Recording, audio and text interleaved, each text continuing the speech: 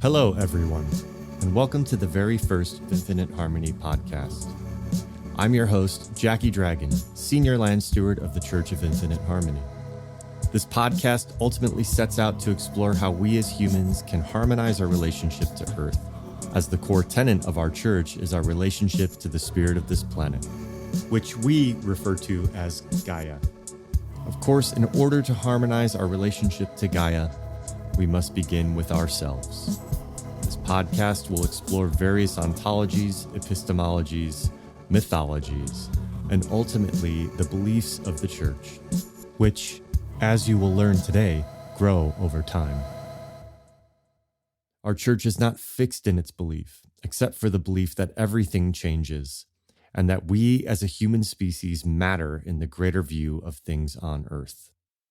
I would like to start out by outlining the format of this podcast so you know what to expect. Though I imagine at some point this podcast will contain long-form interviews, the primary content will be the audio journeys spoken by me on various beliefs, opinions, and ideas floating in the collective space. These essays are not perfect reflections of the beliefs of the church, but are simply a practice of critical thought, both for myself and the listener. These journeys will often focus on the works of great writers and philosophers that have influenced the church.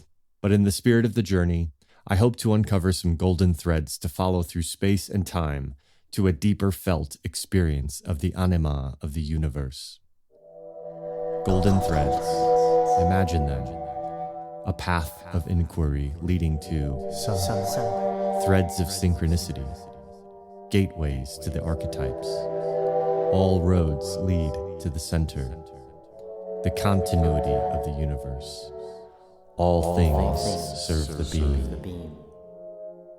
You get the idea. Now, disclaimer. As one of the founders of the church, I'll start by saying that I am not a prophet, which is what many modern churches are founded upon. Nor have I received some mysterious channeled transmission from a celestial being from the Pleiadians, or uncovered a book by some previously unknown author which promises a total understanding of the universe. I am merely a level 5 monk with a +2 staff and some druid inclinations, but even that is up for debate.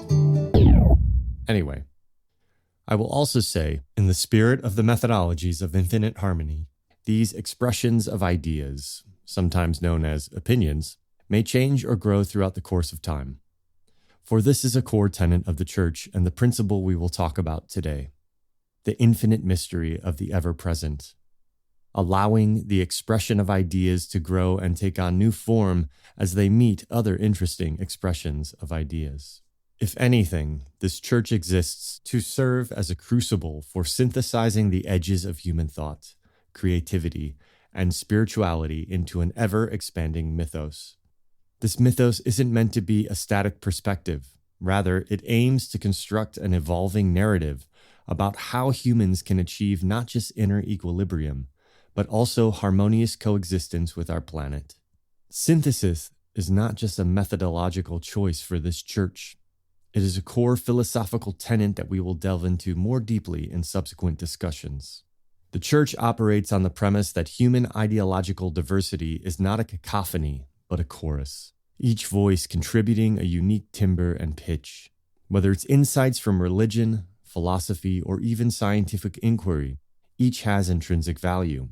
The church's role, as it sees it, is to curate these diverse ideological artifacts, distilling them from the more enduring and universally resonant principles. Think of it as a form of intellectual and spiritual alchemy. The goal is to blend these principles in an amalgam that is not only greater than the sum of its parts, but also expansive enough to be inclusive of a multiplicity of human experiences and cultural contexts. This is about slowly crafting an ontology that resonates with all of humanity, while still allowing for the idiosyncratic expressions that are the lifeblood of individual cultures. Yet, what sets this church apart, especially in discussions about human progress and spirituality, is its focus on our relationship with the non-human world. Anthropocentrism is not the focal point of our narrative. It asserts that any credible philosophy for the future cannot be subjectively human-focused. It must account for the intricate web of life of which we are but a single, albeit influential, strand. In this end, our church aspires to transcend the human-non-human dichotomy, recognizing that our fate is intrinsically tied to the well-being of the entire planet. The church's doctrine isn't just a narrative about human potential or an ethical guidebook for human interactions. It's a comprehensive vision that incorporates both the anthropic and non-anthropic facets of existence. It looks at the world with a gaze that seeks to encompass both the human and the more than human, aspiring to create a spiritual and ethical framework that honors and sustains the intricate relationality between the two. Welcome to the Infinite Harmony podcast.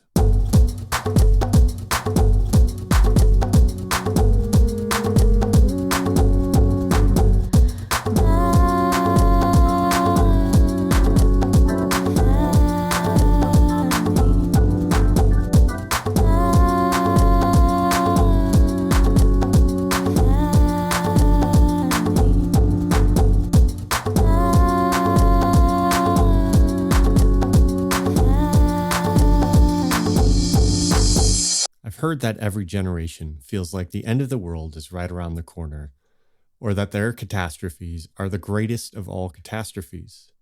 And perhaps they're right, but it goes without saying that as the first global generation, we face a rather unique set of problems and are quite possibly watching our very ecosystem changing before us because of us. In these podcasts, we'll talk often about Gaia and the theory of Earth as a living system, with its own intelligence that is likely far different from our own, and how we fit into that system.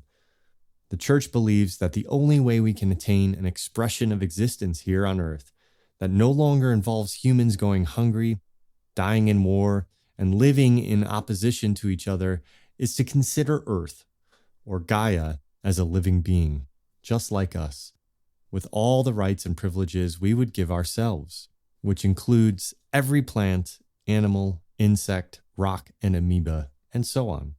But before we dive into Gaian theory and its place in the church, we're going to dive into some abstract principles of humanness that can help guide us toward harmony. The church is built upon 9 principles, which we call the harmonic principles. Now, that may evolve over time, but the first principle is likely to remain as a fundamental ontology to our belief, or in other words, a foundation upon which we build our view of existence collectively. The 9 harmonic principles are not laws per se, nor are they some moral code that we must act upon, but observations on the nature of the universe and how our actions and thoughts interact with time and space. They are by no means complete, and the church expects that they never will be complete, for as we'll discuss today, the first law teaches us that a final understanding of the universe is not currently within the grasp of our limited human mind, and may never be. In an ever-expanding universe, so might our understanding be ever-expanding. So, as both a topic of conversation and a meta-narrative for what lies in front of us, today we'll talk about the first harmonic principle. The principle of infinite mystery. Sorry, had to do it. So, the first principle goes like this. The Church of Infinite Harmony recognizes the origins of life, earth, and spiritual knowledge as the infinite mystery whose true nature cannot be understood by humankind, but only felt. Not defined, but only contemplated. The infinite mystery is a paradox we attempt to decipher with our minds, only to leave our minds at the door to infinity. It is the desire to know ourselves through an infinite portal of learning, growing, and becoming. Another way of saying this is that we know nothing. Yes, you heard that right. We know nothing. It does, however, acknowledge a feeling of something. Something vast beyond words. Something just out of the reach of human mind and all its rationality, but somehow, someway, understood. Something from the time, before logic and mathematics, before man was alone unto himself in the universe. A time when ravens brought the stars into the heavens and stole the moon. so that man might walk illuminated through the darkness and feel the tides pulling them forward. Something from a place when gods walked among us, woven of clouds and space dust, the infinite mystery of vast void, the time of chaos and Erebus, of Tiamat and Set. It asks us not to know with our minds, but to feel into the infinite nature of all things, to, when we speak of such things, know that the thing can never truly be spoken. This, of course, is not a new idea. The Tao Te Ching, a collection of texts that date back over 2,400 years ago and is one of the foundational texts of Taoism, states in its first line, "The Tao that can be spoken of is not the eternal Tao. The name that can be named is not the eternal name." In the words spoken to his student, the realized master Tilopa, who lived over 1,000 years ago, said, "Mahamudra is beyond all symbols and words, but for you, dear Naropa, I shall say this." In each of these ancient teachings, we see a reluctance to claim an objective knowledge of truth. Instead, we see a deeper understanding of just how elusive truth is, and even more so, that which we call truth, or the ultimate understanding, cannot be captured in language, and yet somehow we must find a way to speak. When we subscribe to the idea that the universe is meant to be understood, that all frontiers are to be known to us, we deprive ourselves of the very understanding we seek, because there was always something beyond our understanding. Consider the idea of the horizon. The horizon is never a place we can go to or find. In fact, the horizon is the very thing we cannot see, or rather, what is just beyond our line of sight. As we walk towards it, we go nowhere. This is the key to the door of finding a true presence in our lives, and it is here where I will reference Finite and Infinite Games and author James Carse for the first of many times throughout this podcast, as this book was very instrumental in formulating this harmonic principle and many concepts introduced in the Church's metaphysics. Pay attention. Many of our golden threads will lead back to Carse and his work. Carse died on September 25th, 2020, which became the first unofficial holiday of the Church, James Carse Day. So yeah, we love him. Carse says, quote, "One never reaches a horizon. It is not a line. It has no place. Its location is always relative to view. To move towards a horizon is to simply have a new horizon. Who lives horizontally is never somewhere, but always in passage," end quote. Consider this against a metaphor of living vertically, of attempting to transcend what is in front of us through divine understanding, arriving at enlightenment and no longer wrapped in the woes of human existence. From the monk at the top of the mountain or the philosopher in his ivory tower, many metaphysics point to a transcendental moment that overrides all the flaws of humanity and brings to us a state of non-duality or non-suffering. But to live horizontally is to live among the people, to create a culture of belief that is dynamic and synergistic. Carse's definition of culture further outlines this idea.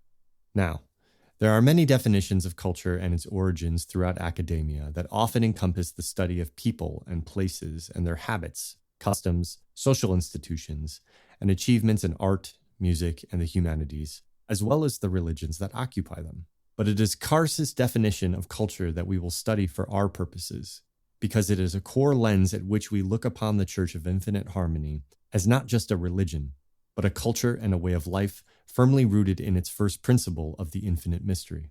A culture that does not look for answers, but lives to play unto infinity as a culture ever present with the unknown, that looks backwards and forwards through time and sees what unfolds as perfect and unique in every way, and therefore willing to experience the present moment with a heart full of gratitude. Carse says, quote, "Culture is whatever we do with each other by undirected choice," end quote. And here he distinguishes culture from society. A society is understood by some form of public constraint such as law or national boundary. Culture is boundless and society is bound. What does it mean to be American? Well, for one, you either live or have been born within the bounds of America. Maybe you drive a pickup truck and love cheeseburgers, or advocate for civil rights and equality under the Constitution, or blow fireworks on the 4th of July. But are these really what it means to be American? The culture of America is hard to set boundaries around. I mean, they have cheeseburgers in Canada. I bet you can find a pickup truck in China, maybe even a cowboy hat if you look hard enough. But we can certainly all agree that America falls within the boundaries of sea to shining sea and has Canada to the north and Mexico to the south. We'll analyze more deeply Carse's distinctions between culture and society in a different episode. For now, I want to focus on the idea that culture has no bounds. It is a form of infinite play. It is a perpetual horizon. Culture is a narrative, as Carse would say, that, quote, has begun but points always towards the endlessly open, end quote. This is important in understanding the first principle of the infinite mystery as a foundation of the church, because in this way, the traditions of the church are endlessly open. It is the participants in the church that are free to agree and free to amend the nature of the church. Not based, of course, on some arbitrary decisions of randomness, but through the adoption and experience of what is, and the willingness to allow the experiences of adoption to transform the traditions across time, always relevant to those who are practicing them. In this way, the Church of Infinite Harmony does not have a creation story. It recognizes all creation stories, including the creation stories of science and technology. In this podcast, we will undoubtedly talk about creation stories, about myths, the stories that shape us, and perhaps we will even walk away, when it is all said and done, able to feel our origins and beginnings. Perhaps, if we follow the white rabbit far enough, we will find home, home, home, home, home, home, home.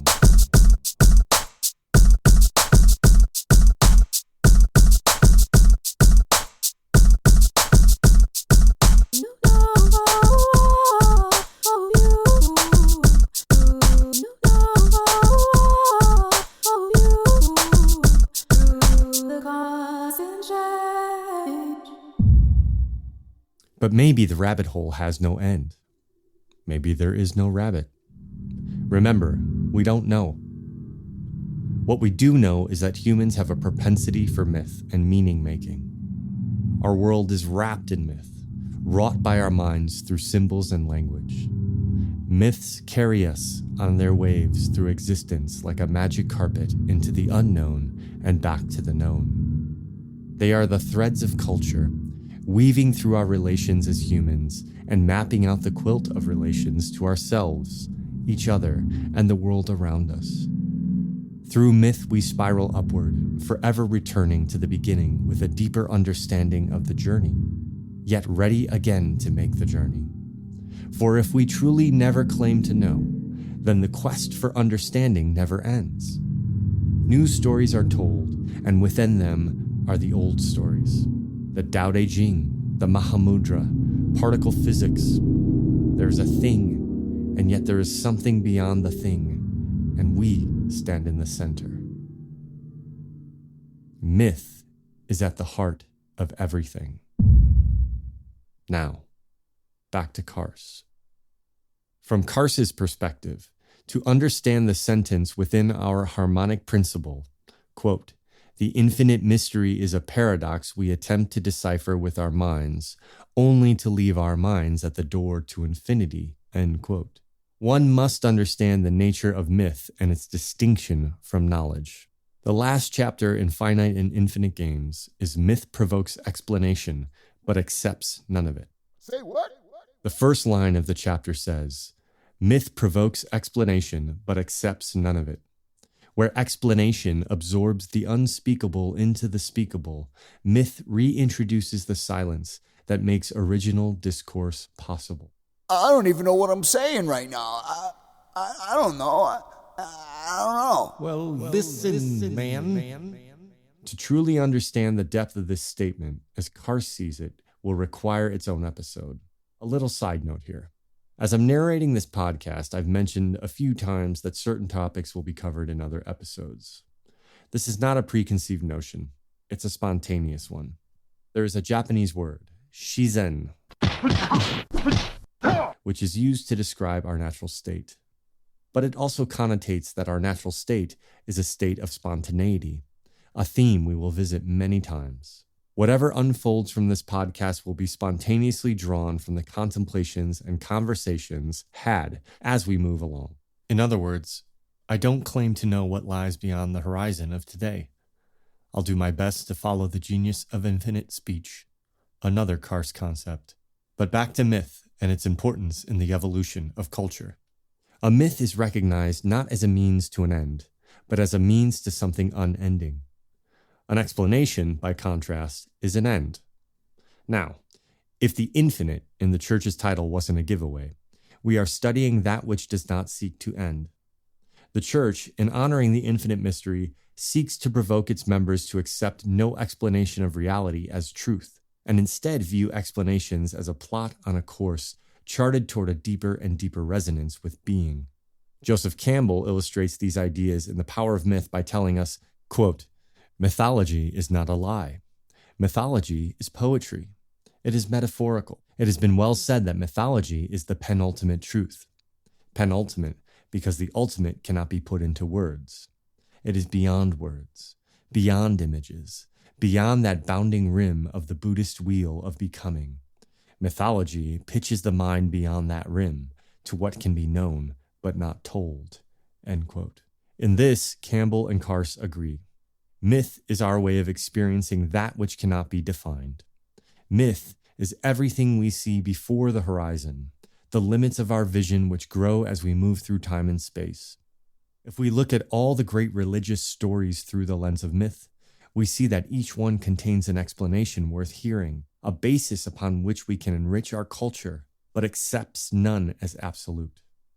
On a recent trip to Alaska, I had the pleasure of taking a tour of the Tlingit Heritage Center and hearing stories of their culture's origins in southeast Alaska. The Tlingit trace their creation to the raven, whom they call Yeik. That is, they see the raven as the one who brought the world as we know it to the people, who gifted the sun and the moon and stars to the people so that they would have light. Raven is the trickster born before the time of man, born before time and space. Raven, who becomes a drop of water swallowed by the daughter of a man who holds the light.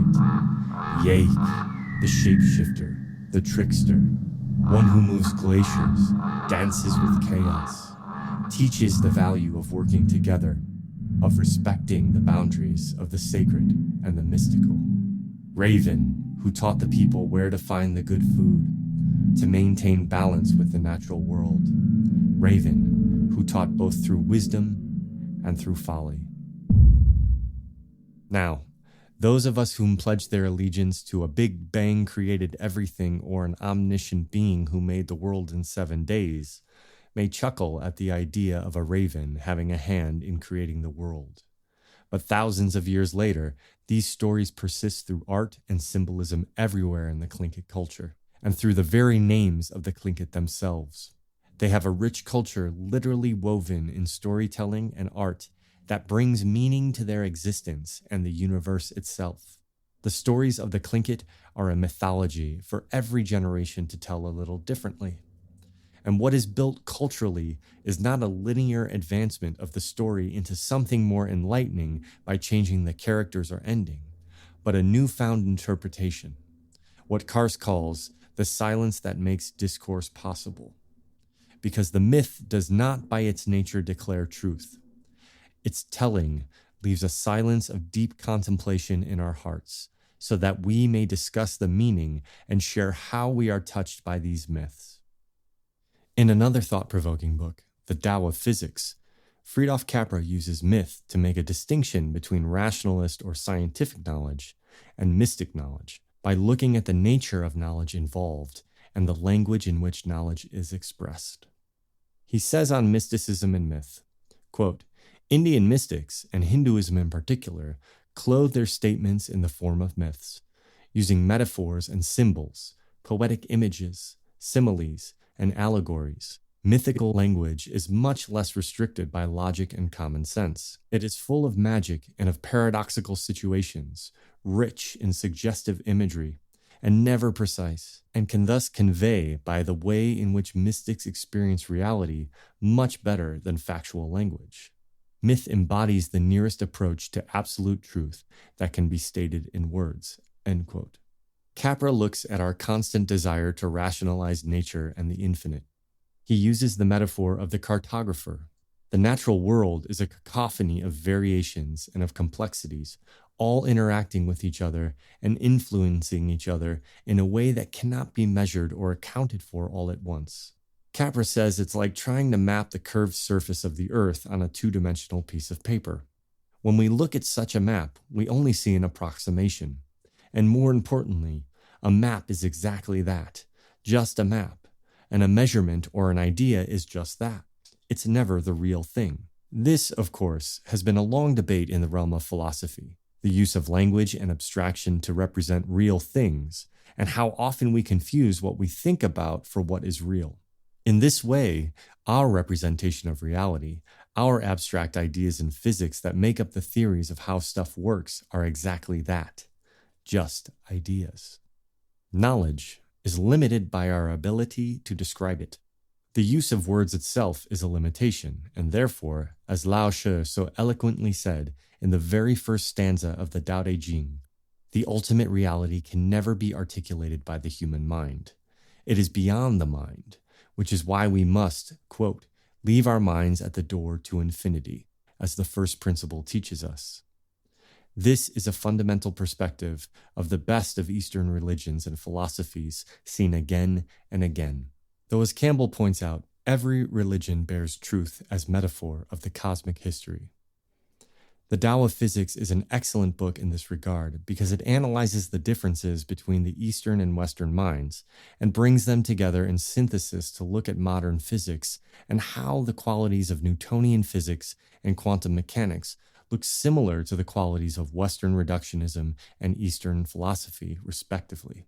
At the end of the road of quantum physics and Eastern mysticism lies the same experience of dumbfoundedness, where modern language ceases to be able to describe the experience, and thus a new way of seeing must be found. I recommend a deep dive into the subject matter, but for now, to understand our first principle, we must root our senses and thoughts not in what we know, but what we don't know, or as Joseph Campbell would say, he who thinks that he knows doesn't know.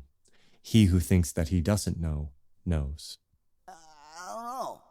So some of you might be asking, well, if the truth is unknowable, what's the point? What's the use of knowledge? Why are humans so obsessed with truth and understanding?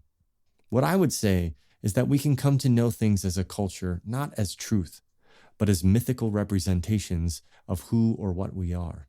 Our ability to seek answers has led to great discoveries.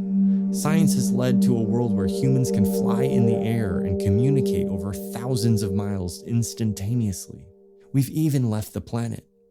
Some even think we are on the verge of generating consciousness through technology, or AI, as it were, that we are on the verge of a self-realized glob of silicon. If that's not mythical, I don't know what is. It can't be argued that our command of language, of rationality, of science is part of who we are, of what we're destined to do in these bodies, but it is not all of who we are. This is modern man's mistake, this mechanistic view of reality, as it's led to the distinction between human and nature, human and universe, of observer and observed, and, in my opinion, many of the catastrophes of the 21st century. It has led to the death of hundreds of cultures rich in mythology, slaughtered for their supposed savagery or ignorance, silenced utterly and completely for what they supposedly did not know. This is the weaponization of knowledge. When one knows, then what is left to know? If I'm right and true and good, then the possibility exists of someone else being wrong or bad. This idea we will visit again and again. By declaring that we know nothing, because truth cannot be abstractly known, we as an organism hope to circumvent what is currently the thorn in the side of many claiming wisdom or knowledge. The thorn of flesh. The thorns of Satan. The thorns of false gods. the thorns of righteousness, or simply rightness. This idea of what is good and what is evil, we're going to dive deep because it's important. But for now, consider this. Imagine a world history untainted by the religious zealotry that fueled the Crusades, or the colonial avarice that led to the conquest of South America. Picture a human tapestry that was never frayed by the eradication of countless cultures, nations, and religious practices simply because they didn't conform to another group's constrained notion of truth or knowledge. The human experience would undoubtedly be richer, more diverse, and definitely more harmonious. The principle of the infinite mystery champions humility as a cornerstone of human interaction and understanding. It suggests that our comprehension of the world will always be a work in progress, ever evolving but never complete.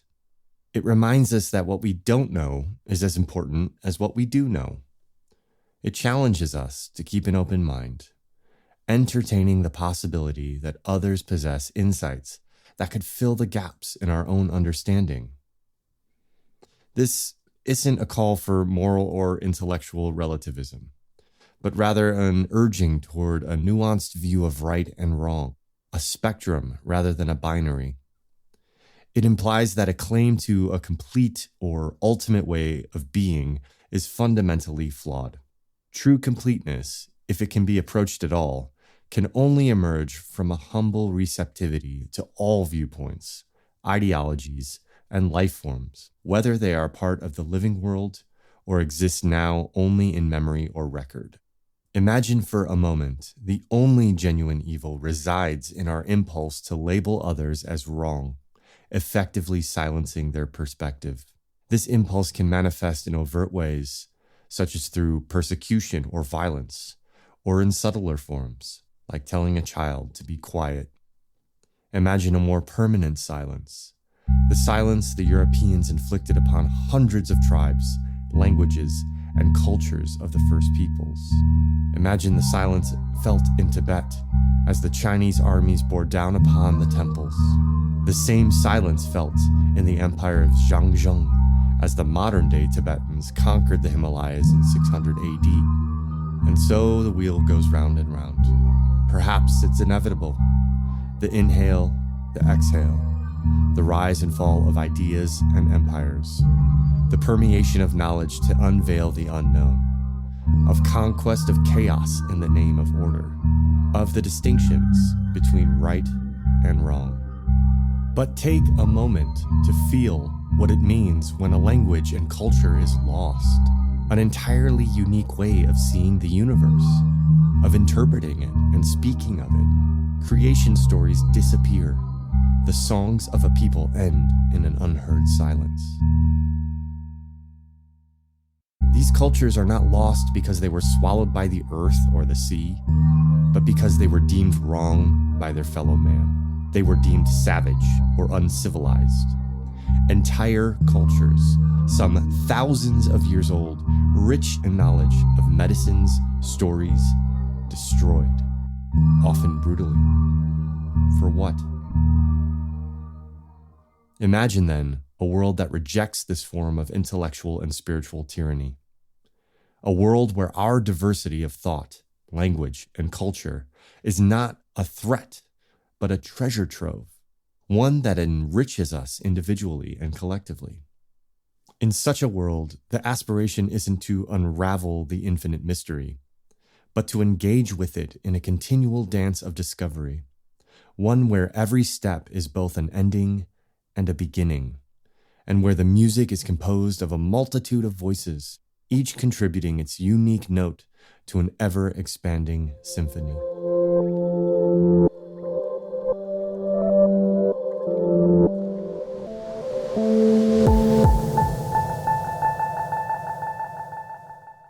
In the beginning of the episode, I expressed that the Church hopes to one day usher forth an effective ontology for all human beings, expressed uniquely by every culture. It is important to note here, ontology. In simple terms, it means the study of being, Or more importantly, for our purposes, what aspects of beingness does everything have in common? It's important to note that this ontology does not need to be agreed upon or expressed in the same terms by all human beings to still be accepted and practiced by all human beings. This is the power of culture and myth, of the meaning-making capacities of human beings.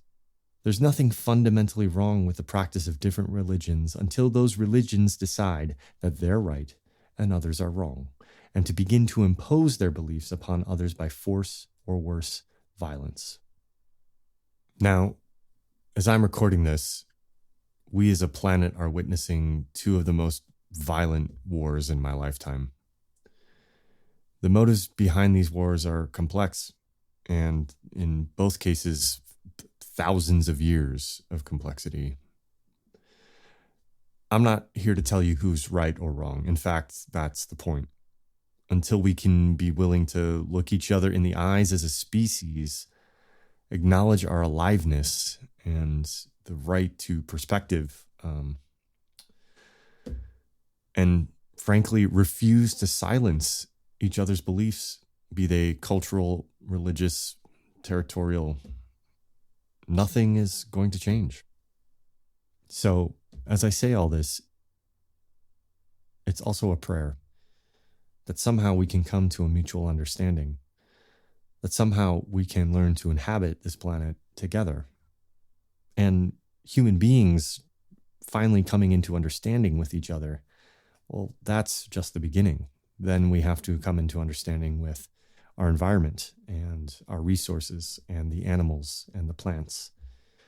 So we have a long road ahead of us. But hey, I'm hopeful. Let's do this. You got this.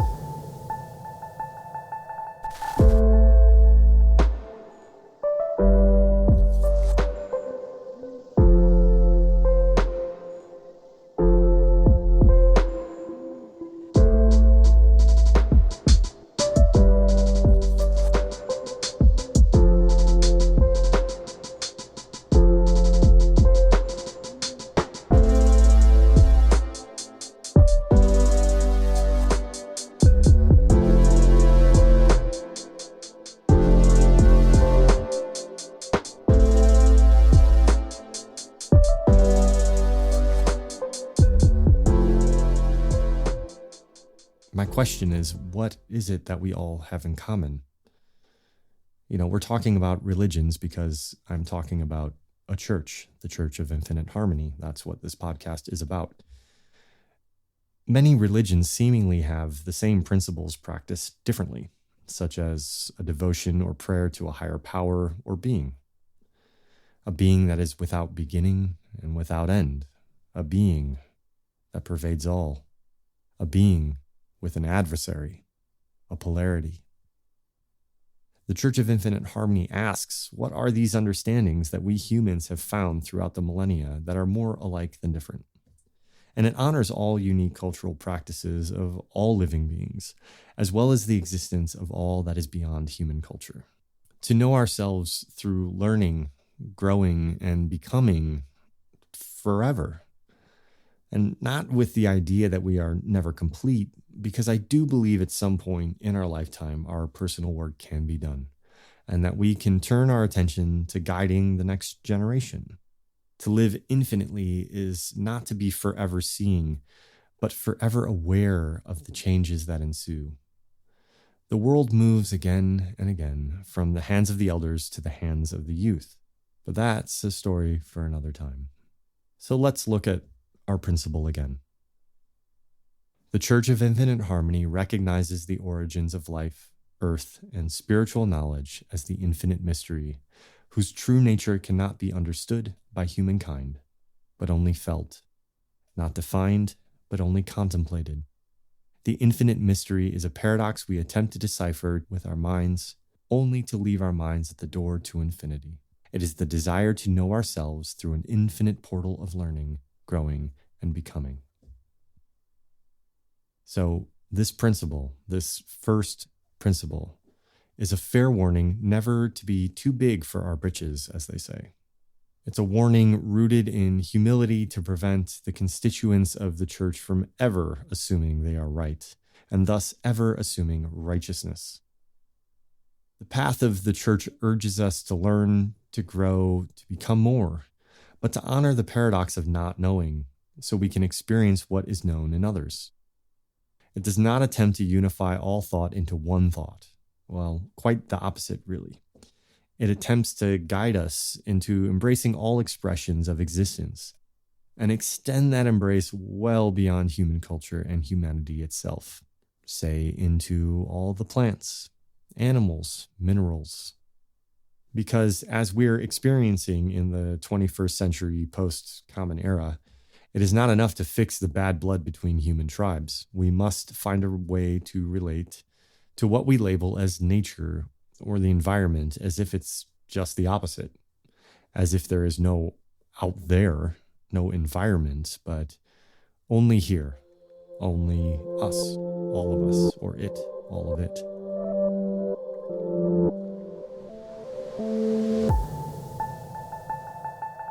In our next episode, we'll discuss the next two principles, which look at exactly that: the vital and sovereign nature of every particle in the universe and the relationship between what we label humanity and, well, to everything else. I hope you've enjoyed our first podcast, and I look forward to hearing from you. As the feedback rolls in and there's questions, please reach out to me and let me know what's on your mind.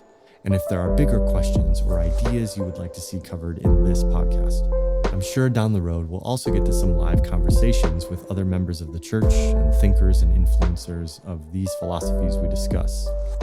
I've set up a blog on the website, infiniteharmony.org.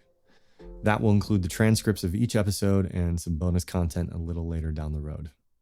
If you're interested in supporting this podcast or our work, you can become a member of the church, a donating member of the Church of Infinite Harmony. You can donate any amount you want once a month or as often as you want. Feel free to take a look at our website, infiniteharmony.org, to learn more about us. We're not doing Patreon. There's no paycheck for me to make more episodes. There will never be advertisement, just our website and our community that supports us. So all this will be in the episode notes, of course. Thank you for listening.